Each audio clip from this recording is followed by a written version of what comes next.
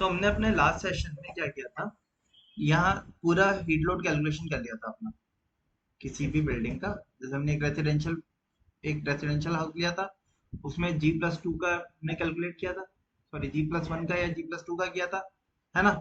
हमने सारा data calculate कर लिया। अब कैलकुलेशन करने के बाद हमें क्या करना होता है, हमें अगर हम इंडिविजुअल एसी लगा रहे हैं तो हमें हर एक रूम में कितने कैपेसिटी के एसी की जरूरत पड़ेगी वो बताना होगा।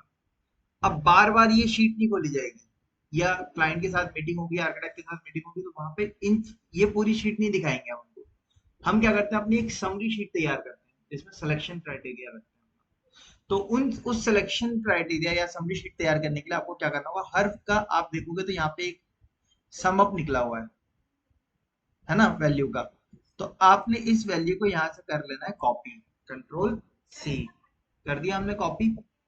यहाँ से आप एक न्यू शीट बनाएंगे और यहाँ पे आपने कर दिया कंट्रोल V, पेस्ट कर दिया। इसको आप यहाँ से क्लिक करके क्या कर देंगे, पेस्ट लिंक, लिंक कर दिया हमने। अब लिंक पेस्ट करने के बाद साइज छोटा हो गया, थोड़ा सा हेडर का साइज बड़ा कर देते हैं, साइज बड़ा कर दिया।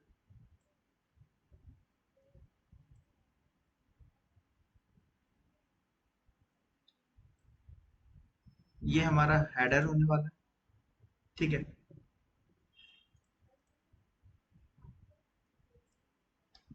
हेडर का कलर हमने चेंज कर दिया यहाँ से, ठीक है, कोई भी कलर आप, तो हमने यहाँ से अलग ले लिया। ओके, सो हमने इसको क्या कर लिया, कलर चेंज कर दिया। दूसरा मैंने क्या किया, इन सबको सेलेक्ट करके ऑल बॉर्डर कर दिया, बॉर्डर भी तैयार हो गया। नीचे वाले को सेलेक्ट करके इसको भी ऑल बॉर्डर कर दिया। इसको सेलेक्ट करके मैंने इसको बोल्ड कर दिया, ठीक है, हेडिंग के तौर पर। ग्राउंड फ्लोर का हमने ऐड कर दिया, मैंने इसका भी कलर ऐड, इसका कलर ऐड कर दिया,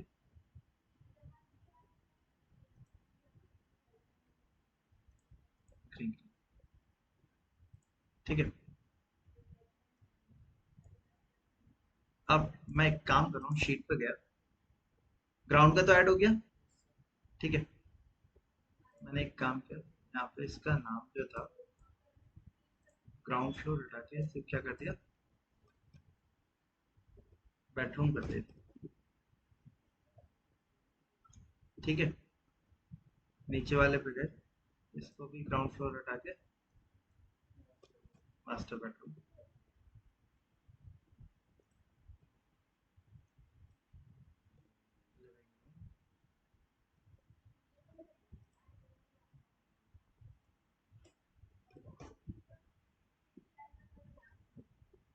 ये बाहर कैसे चलेगी,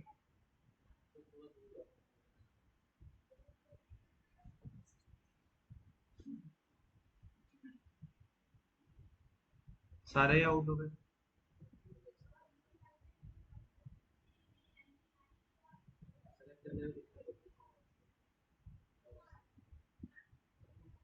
सभी को इधर कर दिया।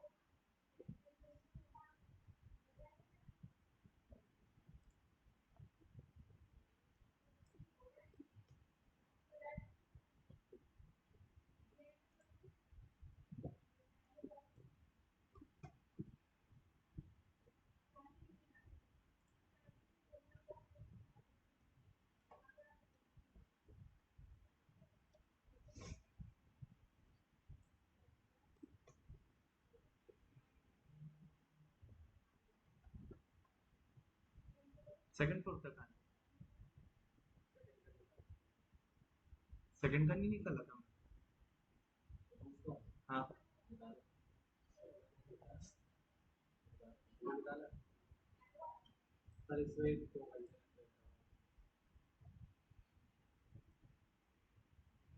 पहले वाले को ले लिया, सेकंड वाले को यहाँ से कॉपी किया हमने, कंट्रोल C, शीट पे गए, यहाँ पे जाने के बाद कंट्रोल V, और कंट्रोल C कंट्रोल V, और उसके बाद यहाँ पे लिंक कर दिया।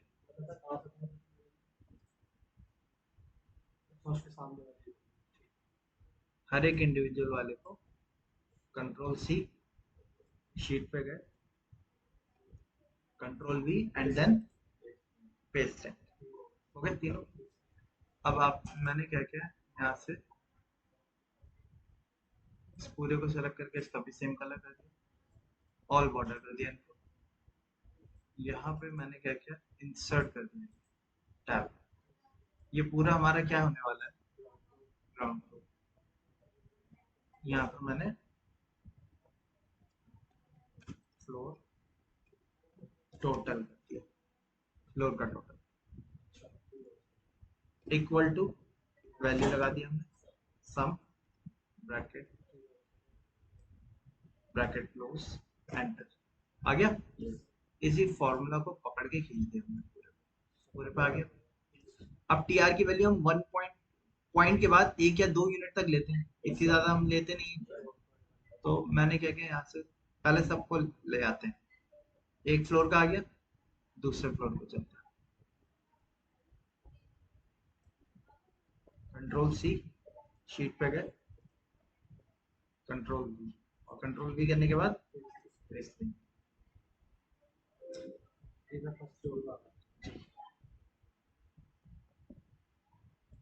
कंट्रोल सी, कंट्रोल वी, और then base link,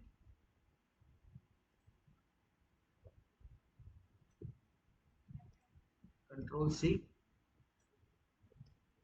control V, base link, आगे फ्लोर टोटल का कलर चेंज कर दो।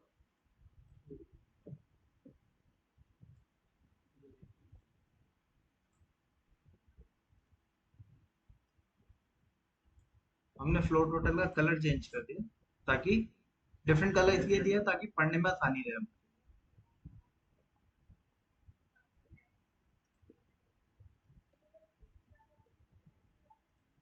यहाँ पे भी फॉर्मूला क्या लगाया, equal to sum bracket bracket start, select किया, ब्रैकेट क्लोज, एंटर कर दिया। एरिया वही रहेगा, एरिया तो चेंज नहीं हो रहा, ठीक है। अब 3 सीजन का निकल के आ रहा है, वो टीआर तो हमारा 2 सीजन का निकलेगा, समर और मानसून। सीएफएम भी हमारा दोनों सीजन का निकल रहा है। हमें कौन सी वैल्यू लेनी चाहिए इनमें से, इन दोनों में से, क्यों, समर में, लेकिन हर केस में समर में मैक्सिमम नहीं आएगा। जो ह्यूमिडिटी एरियाज होते हैं वहां पे कई बार मानसून का ज्यादा आ जाता है, हाई ह्यूमिडिटी कंटेंट का रहता है ना मानसून वगैरह में, वहां ज्यादा आ जाता है। तो अब इनमें से हमें सिलेक्शन किस चीज का करना होगा, मैक्सिमम टीआर का। ऐसे सीएफएम में सिलेक्शन किसका करना होगा, मैक्सिमम से। ये सिलेक्शन करने के लिए पहले आपने यहाँ पे ऐड कर दिया, यहाँ पे हम एक और ऐड कर रहे हैं, यहाँ पे मैं लिख रहा हूँ मैक्स टीआर, टीआर मैक्सिमम।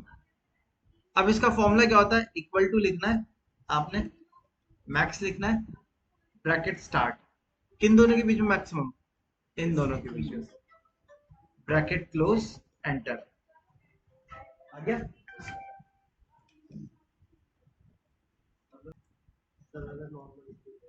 हाँ ठीक है, इस तरीके से हमने पूरा तैयार कर लिया। बाद में पूरे को आउटर थिक बॉर्डर आउटसाइड कर लिया हमने। ठीक, अब यहाँ पे जैसे कि आप देख रहे हो ना, पॉइंट में बहुत वैल्यू जा रही है, तो मैंने इसको सेलेक्ट किया पॉइंट के फ्रैक्शन घटाने के लिए। यहाँ से आप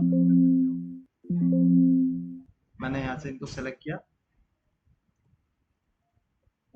टीआर में कितना रखते हैं, पॉइंट के बाद 2 यूनिट रखते हैं।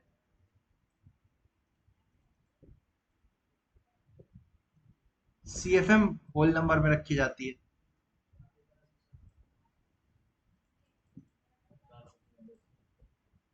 फ्रेश एयर भी होल नंबर में होगी, ये दो दो डिजिट तक होगा, ये भी टीआर भी 2 डिजिट तक रहेगा, ये होल नंबर में आएगी। तो इस तरीके से हम अपनी एक्सेल क्रिएट कर सकते हैं समरी शीट की, और उसको क्लीन कर सकते हैं। जैसे अब देखने में ज्यादा सही लग रही है, पॉइंट में बहुत ज्यादा वैल्यू नहीं आ रही ना, ठीक है। इसके बिहाफ पे आप यहाँ पे ग्रैंड टोटल जो हमारा मशीन रखी जाएगी, बीआरबी रखना है ना, या एचयू रखना है, उसका डिसाइड यहाँ से करेंगे। टोटल एरिया आ रहा है 1282 square feet. Equipment load total आ रहा है लगभग 3000।